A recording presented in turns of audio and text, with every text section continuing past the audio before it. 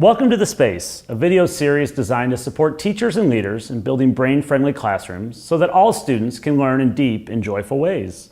I'm Dr. Robert Dillon. I'm Rebecca Hare.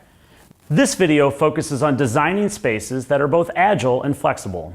The last thing that we want to do is redesign classrooms that make the same mistakes of classrooms past with features like rows and desks. Our guiding question for this video is, how do we avoid making the same mistakes again? Being flexible and agile isn't the default for most teachers.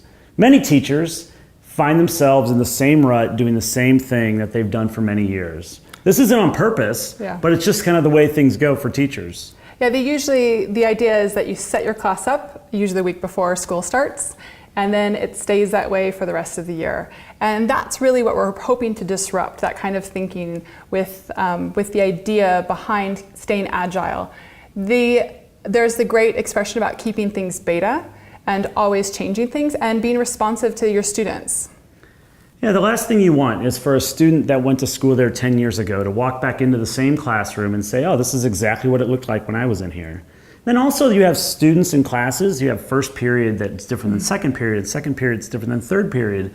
You want to make sure that your classroom can continue to move around to meet the needs of all those students. Yeah, a great way to start this off in the year is to walk in and not decorate your classroom. To instead invite your students to be a part of that process. Say, where do you learn best? How do you learn best? And continue to allow things to move around. When something's not working, you allow it to move, you allow it to change, you bring elements in and you bring them out. You continue to stay agile the whole year. And so it's never finished, and September might look really different than January, and it probably should.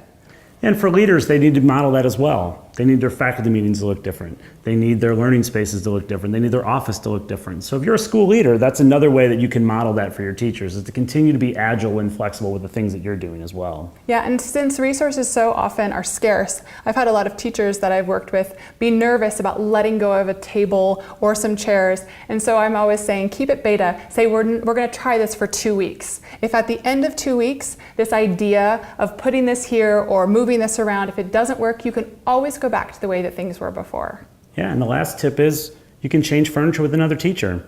You imagine taking some things from room 4 and putting them in room 6, and some things in room 6 and putting them in room 8. Too often we get siloed and we held all those things to ourselves. We can give some of those things away and swap those things around just to stay more flexible and agile. Exactly, and bringing your students in, if they have an idea, it can be a great fundraising project for your class to bring elements in, test them out, and share them around. You can also, I've done before with a group of teachers, where everyone invests in a couple of different elements and they all try it out for a few weeks. And so again, you're just continuing to change your space and allow it to not be stuck in wax for the whole year that it was for the summer. Thanks for joining us for this video on designing flexible and agile learning spaces. Our challenge to you is to pick an element in your classroom. Take 3 weeks and each week move it into a different place. Maybe it's a chair or a reading nook. Ask the students where they prefer it, how it works best. Start to begin to have that idea that your learning space can continue to change and can continue to evolve.